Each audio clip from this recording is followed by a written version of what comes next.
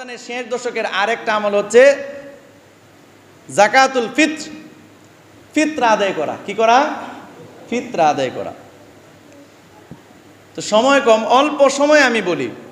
রাসূল করিম সাল্লাল্লাহু আলাইহি ওয়াসাল্লাম একটা হাদিস ফিতরার ব্যাপারে বলছেন। আল্লাহ রাব্বুল সাল্লাল্লাহু আলাইহি ওয়াসাল্লাম বলেন যে দেখো, যাকাতুল ফিত্রি তুহরাতুন লিস-সাইমি মিনাল লাগবি ওয়ার রাফাতি ওয়া তু'মাতুন লিল মাসাকিন। যে আমরা যে ফিতরাটা দিই, এটা কেন দিই? আমরা যে রমজানের শেষ দশকে আইসা ফিতরা দিই, কেন দিই?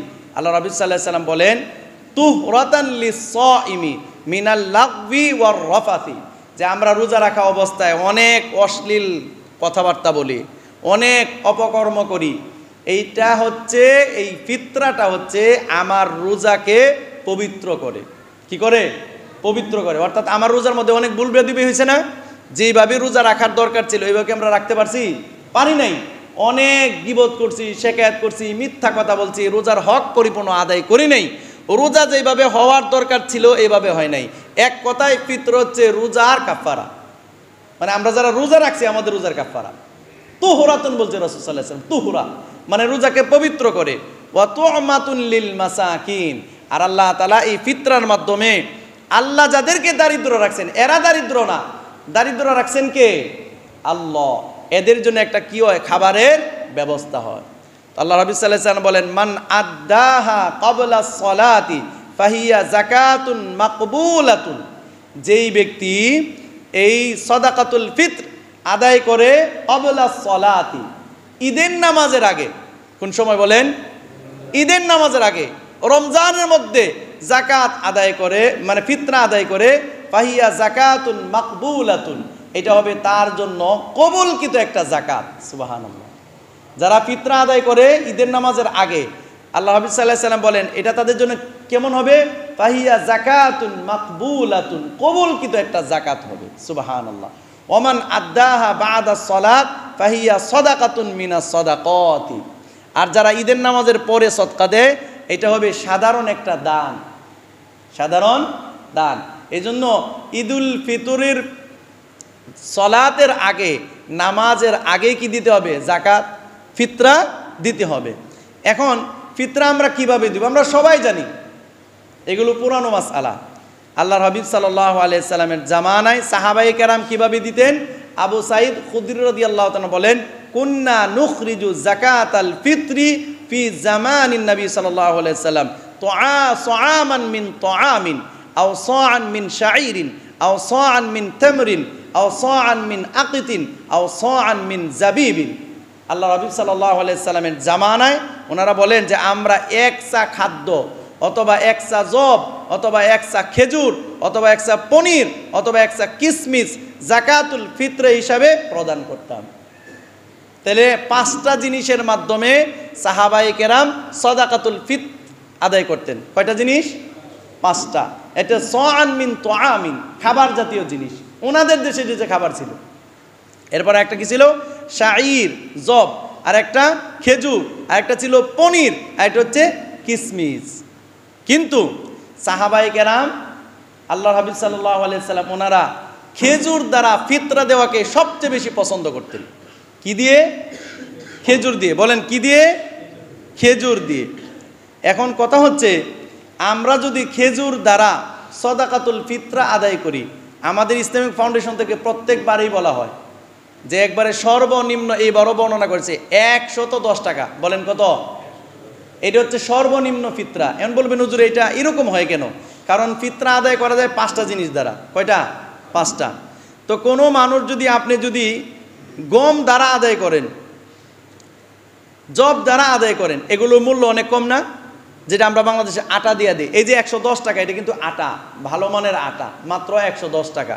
কিন্তু সবাই কেন আটা দিবে? আল্লাহ তাআলা যাকে ধনী বানাইছেন, যাকাত দেয় যে ব্যক্তি, এই ব্যক্তি কি গরিব? বলেন, যিনি যাকাত দেয় উনি কি গরিব মানুষ?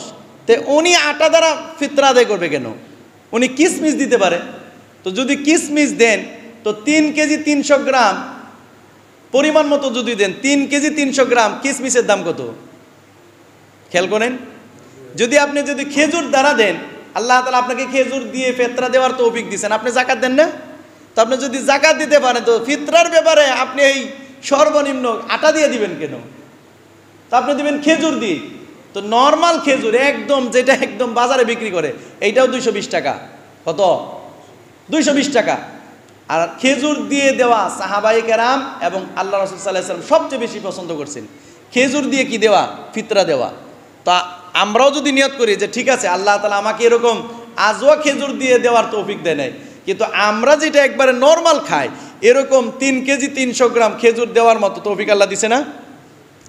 দেখেন বাজারে একটা সর্বনিম্ন খেজুর যেটা যেটা খাওয়া যায় এটা হচ্ছে 220 টাকা। কত? 220 টাকা। তাই আজকে একটা হিসাব করেন যে 3 কেজি 300 গ্রামের দাম কত পড়ে? 3 কেজির দাম কত আসে? 680 টাকা না? নাকি 660 টাকা। আর 300 গ্রামের দাম কত হবে? ধরেন 100। তো দেখা যায় 760 টাকার মতো হয়ে যায়।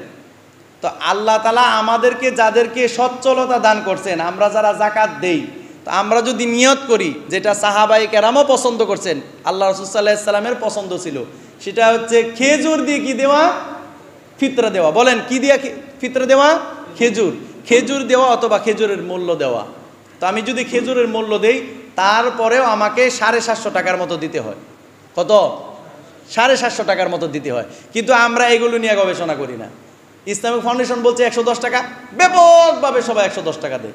আরে ভাই এটা তো সর্বনিম্ন, এটা আটা দিয়ে দিচ্ছে, কিন্তু আপনি আটা দিয়ে দিবেন কেন? আল্লাহ তো আপনাকে কিসমিস দিয়া খেজুর দিয়ে দেওয়ার তৌফিক দিচ্ছেন।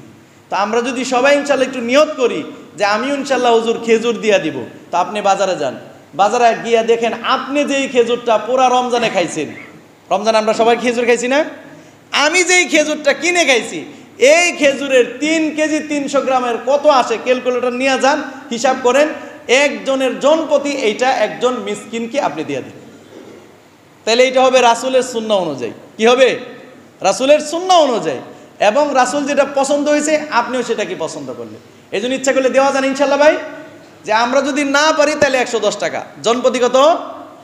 110 টাকা। কিন্তু মনটাকে যদি আমি একটু বড় করি যে রমজান মাসে আল্লাহ তাআলা অনেক নেকি দেন, 70 গুণ বাড়িয়ে দেন, তো সারা রমজানে আমি যেই খেজুরটা খাইছি এই খেজুরের পরিমাণ অনুযায়ী 3 কেজি 300 গ্রাম। বলেন কত? 3 কেজি 300 গ্রাম। এই পরিমাণ মূল্য আমি একজনকেও দিতে পারি অথবা কয়েকজনকেও একজনের ফিতরা দিতে পারি। আল্লাহ তাআলা আমাদের প্রত্যেককে বোঝার এবং নেক আমল করার তৌফিক দান করুক। ওয়া আখিরু দাওয়ানা আনিল হামদুলিল্লাহি রাব্বিল আলামিন।